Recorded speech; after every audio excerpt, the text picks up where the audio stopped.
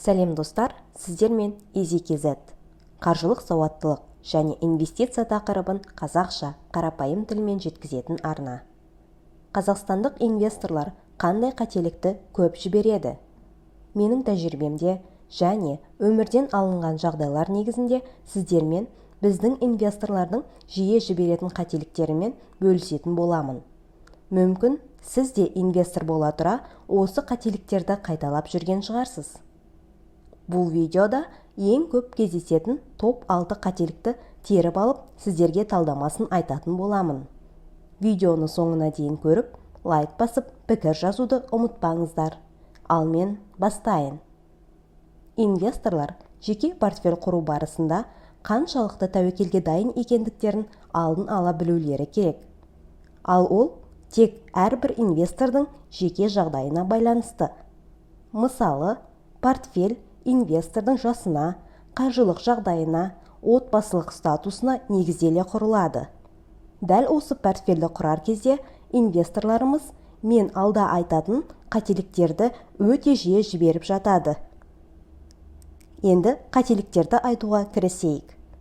Бірінші қателік – ол өзінің жеке немесе отбасының бюджетін басқармауы. Байқауымша, көптеген адамдар өздерінің плюсқа немесе минусқа жұмыс жасап жүргендіктерін түсінбейді. Инвестиция жасамас бұрын бюджетті реттеп алу керек және нақты қаншалықты минусқа немесе плюсқа жұмыс жасап жүрсіз, соны білу керек. Бұл инвестицияның негізі десе де болады.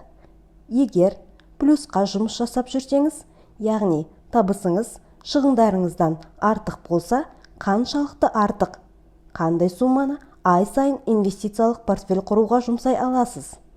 Егер керісінше минусқа жұмыс жасасаңыз, яғни сіздің тапқан табысыңыз шығындарыңызды жаппайтын болса, ондай адамдарға инвестиция туралы ойлануға әлі ерте. Кем дегенде бюджетті балансқа келтіру керек. Кейін барып инвестициялық портфель құруға кірісуге болады. Ал бізде кейбір адамдар қарыз бола тұра инвестиция жасағылары келеді. Тіпті кейбіреулері несие алып, оны инвестициялап табыс табуды да ойлайды. Бұл үлкен қателік. Келесі жиі кездесетін қателік – ол қазақстандық инвесторлардың қазақстандық активтерге қаражатының негізгі бөлігін инвестициялауы. Сіз Қазақстанда тұрып, осы жерде жұмыс істей отырып, әлде қашан макроэкономикалық, политикалық тәуекелді бастан өткерудесіз. Ал егер сіз оған қоса қазақстандық активтерге инвестициялайтын болсаңыз, жаңағы тәуекелді өз портфеліңізге трансляциялайтын боласыз. Яғни, макроэкономикалық, политикалық тәуекелді ерікті түрде өз инвестициялық портфеліңізге байлайтын боласыз. Бұл дұрыс емес. Себебі, сіздің табысыңыздың тәуекелі мен инвестициялық портфельдің тәуекелі бір-бірімен байланысты болмауы керек.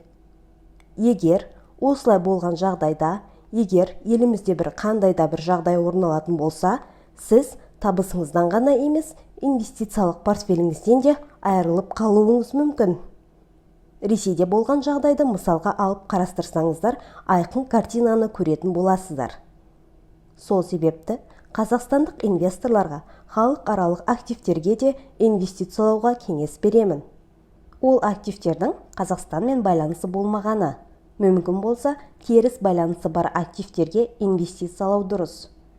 Үшінші жиі кездесетін қателік – ол төтенше жағдайға арналған қордың болмауы. Төтенше жағдайға арналған қор дегеніміз сіздің міндетті шығындарыңызды 6-8 ай аралығында жабуға жететін жинақталған қор. Оның үстіне тағы да бір белгілі бір көлемде қосымша резервтік қордың болғаны жақсы. Ол күтпеген ремонт, емделу сияқты қажеттіліктерге жұмсалуы мүмкін. Бұл төтенше жағдайлық қордың маңыздылығын көпшілік түсіне бермейді. Ол не үшін бізге керек? Төтенше жағдайға арналған қор сіздің портфеліңіз үшін қорғаныш рөлін ойнайтын болады. Қандай да бір күтпеген жағдайлар орын алатын болса, мысалы, сіз жұмысыңыздан айырылып немесе ауырып ем қажет болған жағдайда, сіз қажетті сумманы инвестициялық портфеліңізден емес, сол қажетті қордан алатын боласыз. Ал егер төтенше қор болмаған жағдайда, керек сумманы инвестициялық портфеліңізден алудан басқа амал қалмайды. Сол кезде сіз портфеліңіздегі активті өзіңіз көздеген бағаға емес, одан төмен сізге тиімсіз бағаға сатуыңыздың мүмкіндігі жоғарылайды. Келесі қателікті айтуға кірісейік. Ликвидтілікті жоспарламау.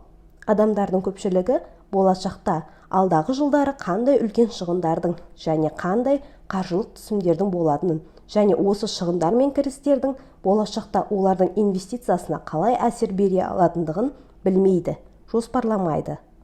Алдағы 3 жылда көп қаражатты талап ететін затты сатып алатын болсаңыз, сіз бүгіннен бастап оларды қалай қаржыландыратындығыңызды жоспарлап қоюыңыз керек.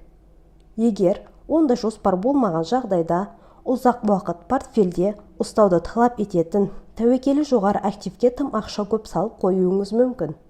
Осындай жоспарланбаған үлкен қаражатты талап ететін затты сатып алған кезде, сіз тәуекелі жоғары активті тиімсіз бағада сатуға мәжбүр боласыз.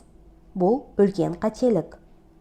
5-ші қателік – ол нақты қаржылық мақсаттың болмауы.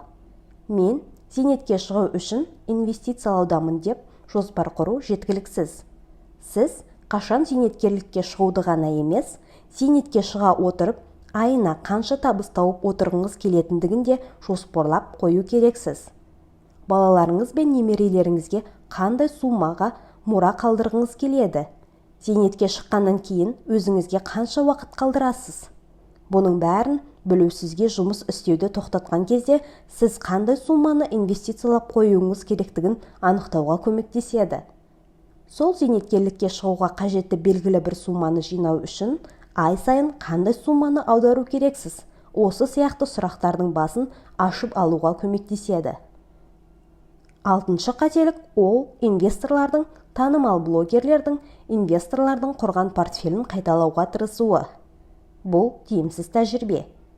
Инвестициялық портфель әрбір жеке тұлғаның жеке қаржылық жағдайына, отбасылық жағдайына, мақсатына, қаншалықты тәуекелге әзір екендігіне негізделе отырып құрылады. Сіз сол танымал адамдар тауып жатқан табысты таппауыңыз мүмкін. Олар мүмкін балаларына мұралыққа қалдыру үшін портфель құруда, ал сіз сол портфельді қайталап ертерек зейнетке шығуды көздейсіз. Әрине, бұл жағдайда сізді сәтсіздік күтеді. Портфель құрамындағы кейбір активтер сәйкес келуі мүмкін, бірақ портфельді толықтай қайталау үлкен қателік. Осымен негізгі бөліскім келген қателіктер тізімі соңына келіп жетті. Сіздер қандай да бір қателікті жіберіп жүргендеріңізді байқадыңыздар ма? Сіз басқа инвесторларға қандай кеңес берер едіңіз? Ойларыңызды комментарийға жаза кетсеңіздер болады. Видео сіздерге пайдалы болды деп үміттенемін. Лайк басып, пікір қалдыруды ұмытпаңыздар. Келесі видеода кездескенше.